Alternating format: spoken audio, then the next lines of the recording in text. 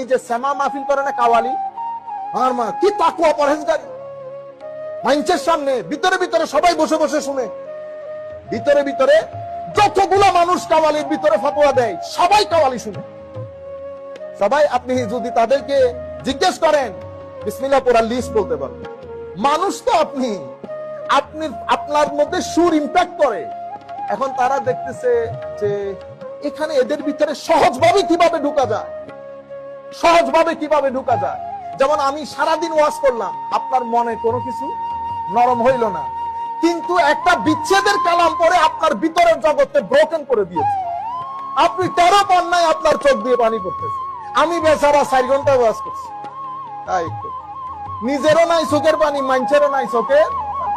আরেকজন কিছু করে নাই, আরেকজন কিছু করে নাই, কি একটা বলছে সেও কান্দে, মানুষও কান্দে।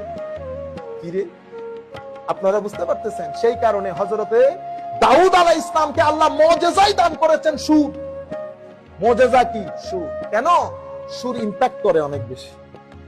এই কারণে আমার আল্লাহ মানুষের ভিতরে, আপনারা দেখেন আমরা যখন আমাদের কামরানো যখন কেরাত করতেছে, ভিতরে লাগে না ভালো?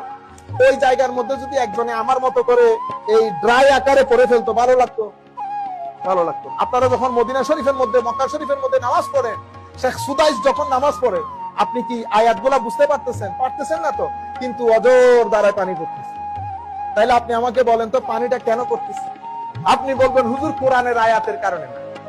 আয়াতের একটা ইম্প্যাক্ট আল্লাহর কালামের আছে, ঘায়েল করে ফেলেছে আপনাকে কিসে? সুরে। আপনারা বুঝতে পেরেছেন? সেই কারণে একটা তো জাগার তাসির থাকে, হেরেমের তাসির আর এখানকার তাসির কখন এক হবে না। কোরআনের তাসির আছে, কিন্তু সুর যদি না হইতো আপনি ওই জিনিসটা নিতে পারতেন না।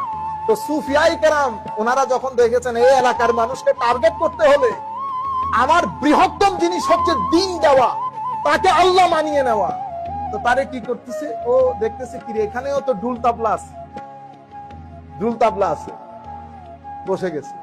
তো সে এতক্ষণ বাছাই করছে গান, এখানে তারে লা ইলাহা ইল্লাল্লাহ, সে বুঝতেও পারে নাই লা ইলাহা ইল্লাল্লাহ সুরে যে সে ডান্সিং করা শুরু করেছে, রক্স তৈরি হয়েছে। আপনারা বুঝতে পেরেছেন?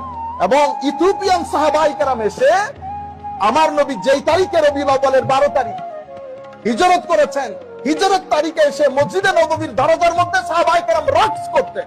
রক্স মানে ইংরেজির রক্স। এটা হাদিসে পাকের শব্দ কি? ওয়াহুম ইয়ারকুসুন। মুসনাদ আহমদ, ইমাম আহমদ ইবনে হাম্বলের হাদিস। তারা রক্স করত। এখন বললে আপনারা নিতে পারতেছেন?